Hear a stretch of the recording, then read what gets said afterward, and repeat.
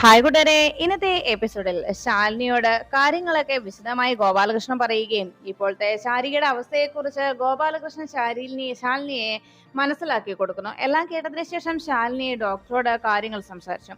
പ്രിയ ഡോക്ടറെ അടുത്ത് ശാലിനി ഇപ്പോഴത്തെ അവസ്ഥയെക്കുറിച്ച് ചോദിച്ചപ്പം ശാരിക മാനസികമായി ആകെ ഡൗൺ ആണെന്നും ശാരികയുടെ ഇപ്പോഴത്തെ അവസ്ഥയിൽ ശാരികയെ പെട്ടെന്ന് റിക്കവർ ചെയ്തെടുക്കുക അത്ര എളുപ്പമല്ല എന്നും ശാരികയുടെ കുഞ്ഞിനെ ശാരികയിൽ നിന്ന് അകറ്റി നിർത്തിയിരിക്കുകയാണെന്നുള്ള വിവരം ശാരികയ്ക്ക് മനസ്സിലായെന്നും ആ കുഞ്ഞിനെ കാണുവാനില്ല എന്നുള്ള വിവരം അറിഞ്ഞതാണ് ശാരികയെ ഇത്രത്തോളം മെന്റൽ ഡിപ്രഷനിലേക്ക് എത്തിക്കാൻ കാരണമെന്നുമൊക്കെ ഡോക്ടർ അറിയിച്ചു. എന്തായാലും ഒരു പക്ഷേ ഇപ്പോഴത്തെ ഈ അവസ്ഥയിൽ ശാരികയെ ഞാൻ മയക്കി കിടത്തിയിരിക്കുന്ന ഈ അവസ്ഥയിൽ നിന്ന് ശാരിക പുറത്തേക്ക് വന്നാൽ പെട്ടെന്ന് തന്നെ ശാരികയെ നമുക്ക് പഴയ ജീവിതത്തിലേക്ക് കൊണ്ടുവരാൻ കഴിഞ്ഞെന്ന് വരില്ല. അത്രത്തോളം വളരെ ദുർഘടാവസ്ഥയിലാണ് ശാരിക ഇപ്പോൾ പോയിക്കൊണ്ടിരിക്കുന്നത് എന്നുള്ള വിവരം ഡോക്ടർ ശാലിനിയെ ബോധ്യപ്പെടുത്തുന്നു. എന്തായാലും ഇപ്പോഴത്തെ ഈ സാഹചര്യത്തിൽ ഇതുപോലെ ശാരിക മുന്നോട്ട് പോവുകയാണെങ്കിൽ തീർച്ചയായും ശാരികയ്ക്ക് വലിയ വലിയ പ്രശ്നങ്ങൾ നേരിടേണ്ടി വരും.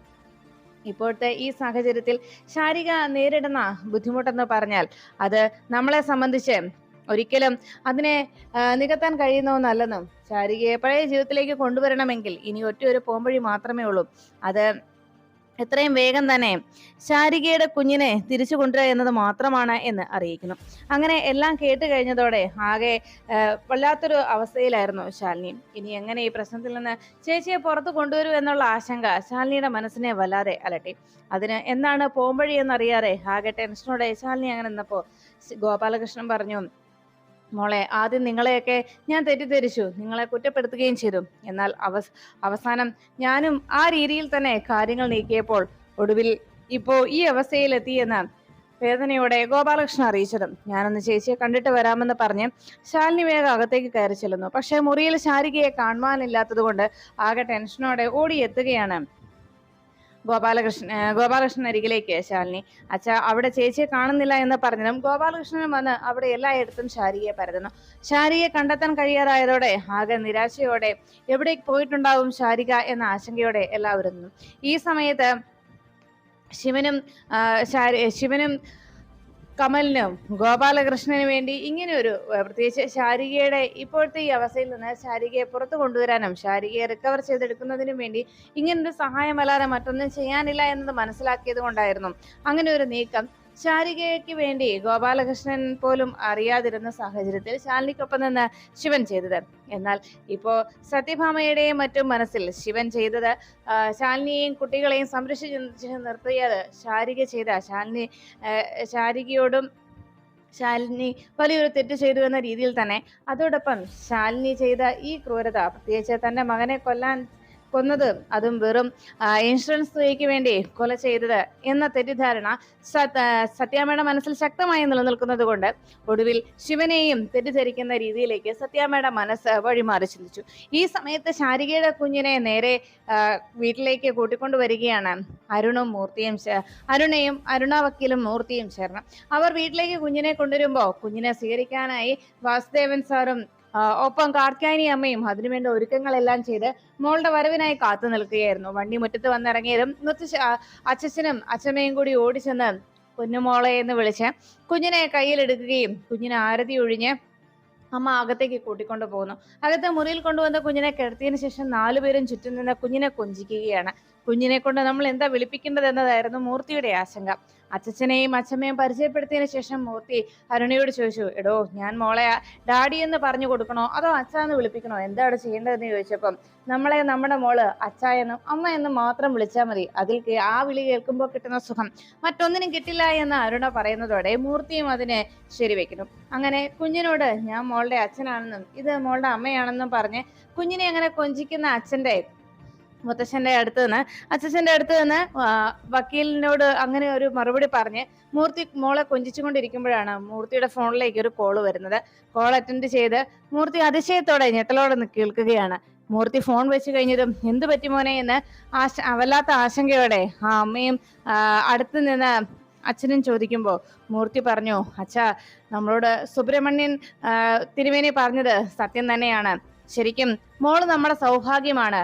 കാരണം ഇപ്പോ നമുക്ക് നഷ്ടപ്പെട്ടു പോയ നമ്മുടെ ചരക്ക് കപ്പൽ അവിടെ യുദ്ധത്തിൽ അവിടെ തകർന്നുപോയ നമ്മുടെ ചരക്ക് കപ്പലിന് ഇൻഷുറൻസ് തുക അനുവദിച്ചിരിക്കുന്നു, 5 കോടി രൂപ എന്ന് പറഞ്ഞതോടെ നമ്മുടെ കഷ്ടപ്പാടും ദുരിതത്തിനും ഈശ്വരൻ തിരിച്ച് അതിനുള്ള പ്രതിഫലം തന്നു തുടങ്ങിയിരിക്കുന്നു എന്ന് പറഞ്ഞതും തിരുമേനി പറഞ്ഞത് തന്നെ നമ്മുടെ സൗഭാഗ്യമാണ് ഈ മോള് എന്ന് മൂർത്തി മോളെ പിടിച്ചുകൊണ്ട് മോളെ കെട്ടിപ്പിടിച്ച് തന്റെ കയ്യിലേക്ക് ചേർത്ത് പിടിച്ച് മോള് നമ്മുടെ സൗഭാഗ്യമാണ് എന്ന് മൂർത്തി സന്തോഷത്തോടെ എല്ലാവരോടും അറിയിച്ചു.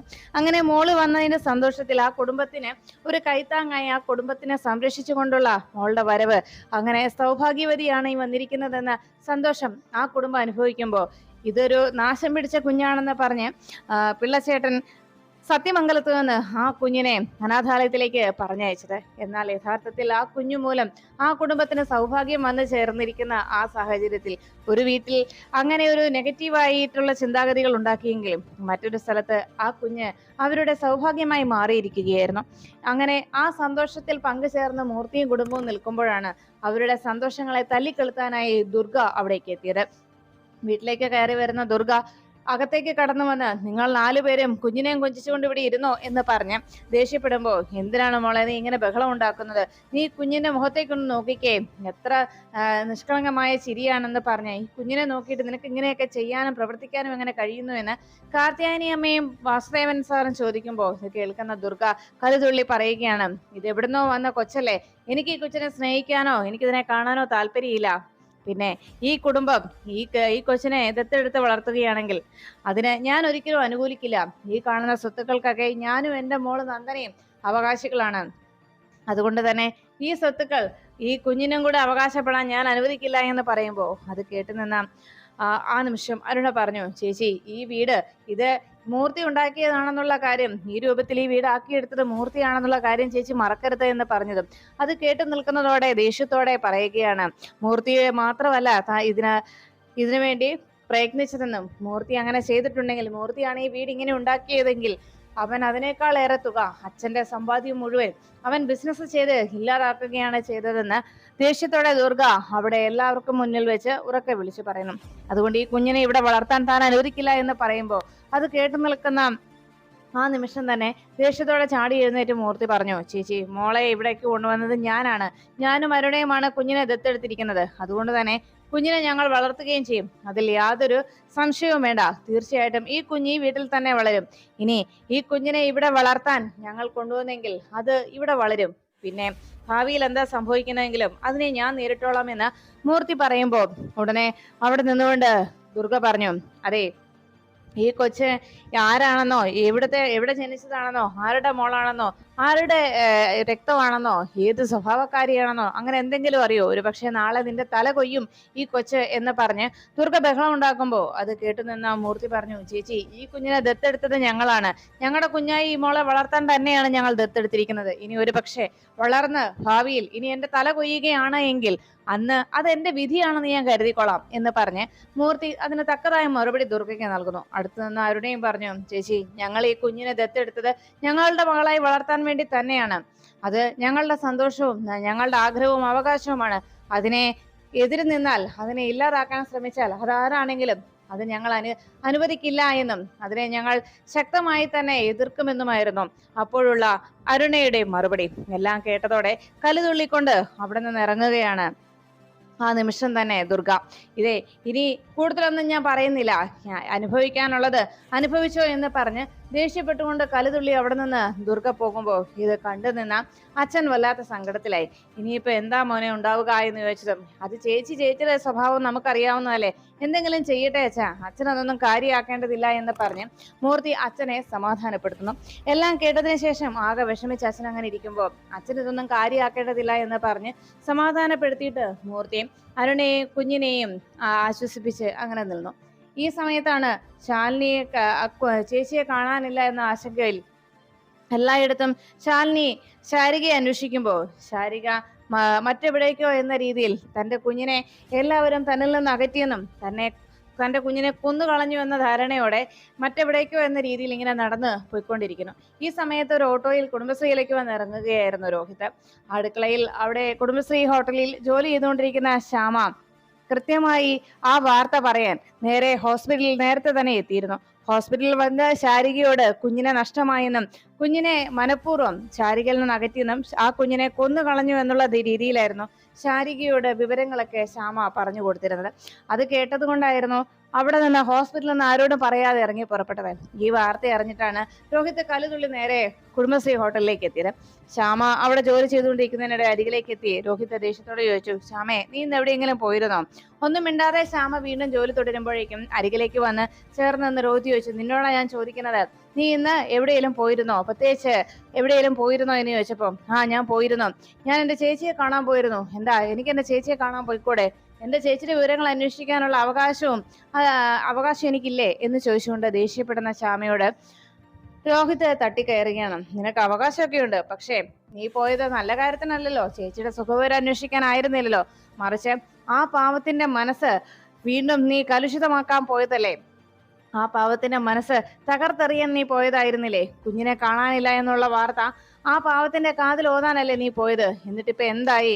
സമനില തെറ്റി കുഞ്ഞിനെ നഷ്ടപ്പെട്ടു എന്നുള്ള വിവരം അറിഞ്ഞ് എല്ലാം നഷ്ടപ്പെട്ട വേദനയോടെ തന്റെ കുഞ്ഞിനെയും ഇല്ലാതായതിന്റെ സങ്കടത്തിൽ ആ പാവം ഇപ്പൊ എവിടെയാണെന്ന് പോലും അറിയില്ല.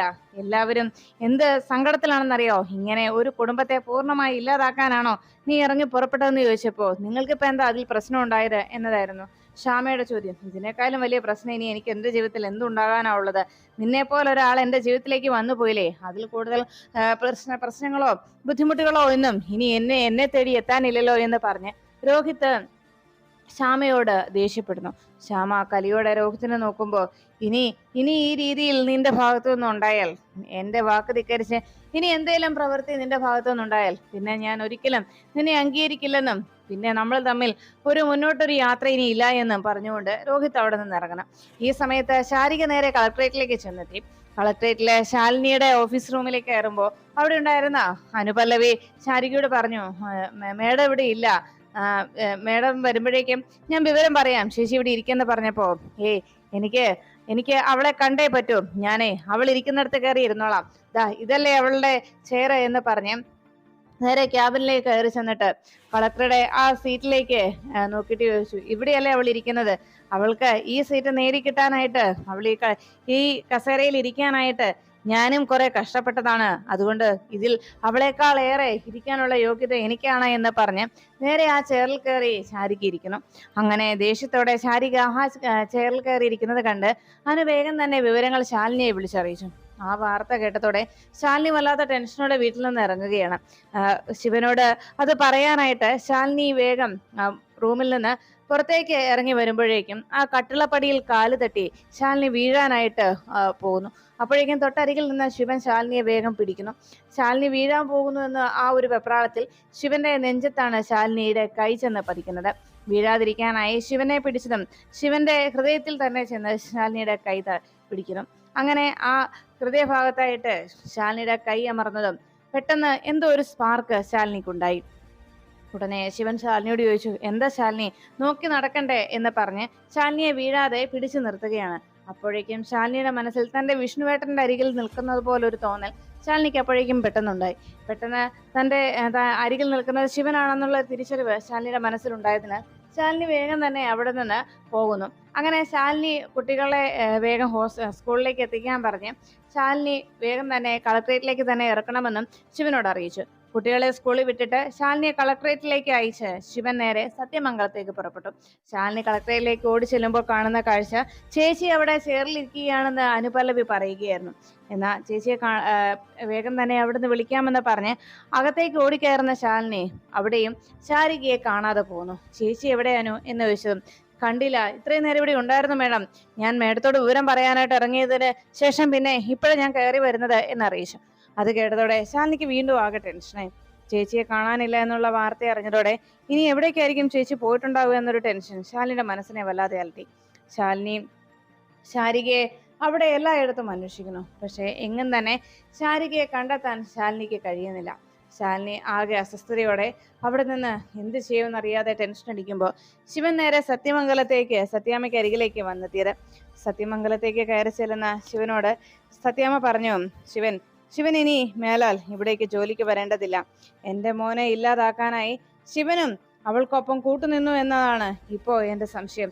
അതുകൊണ്ട് ശാലിനിയെ സംരക്ഷിക്കുന്ന ശിവൻ ഇനി ഇവിടെ വരേണ്ടതില്ല എന്നതായിരുന്നു സത്യഭാമയുടെ തീരുമാനം. അത് കേട്ടതോടെ ഇങ്ങനെ ഒരു തീരുമാനം സത്യാമ്മ എടുത്തത് തന്നെ തെറ്റിദ്ധരിച്ചിട്ടാണ് എന്ന് ശിവൻ സത്യാമ്മയെ പറഞ്ഞ് മനസ്സിലാക്കാൻ ശ്രമിക്കുന്നത് അത് വലിയൊരു പരാജയം തന്നെയായിരിക്കണം. താൻ വെറുതെ ഒരു ശ്രമം നടത്തുന്നതായി പോകുമെന്നും അങ്ങനെ ഒരു ശ്രമം നടത്തിയാൽ തന്നെ അതൊരിക്കലും വിജയിക്കുകയില്ല എന്ന ഒരു ചിന്ത ശിവന്റെ മനസ്സിലേക്ക് വരികയും അതുകൊണ്ട് എന്തായാലും ഈ ഒരു സാഹചര്യത്തിൽ താൻ അങ്ങനെയൊന്നും ചെയ്യാതിരിക്കുന്നതാണ് നല്ലതെന്നും ഈ ഒരു സാഹചര്യത്തിൽ ഇങ്ങനെ തന്നെ മുന്നോട്ട് പോകട്ടെ എന്ന തീരുമാനത്തിൽ ശിവൻ അവിടെ നിന്ന് മടങ്ങാൻ തുടങ്ങുമ്പോൾ അരികിലേക്ക് എത്തിയ രാഘവൻ നായർ, മോനെ നീ എങ്ങോട്ട് പോവാ വിഷ്ണു, ഇവിടെ നിൽക്കടാ, ഇവളിങ്ങനെ പലതും പറയുമെന്ന് പറഞ്ഞ് സത്യാമ്മയോട് തട്ടിക്കയറിക്കൊണ്ട് രാഘവൻ നായർ ശിവന്റെ മുന്നിലേക്ക് വന്ന് നിൽക്കുന്നു.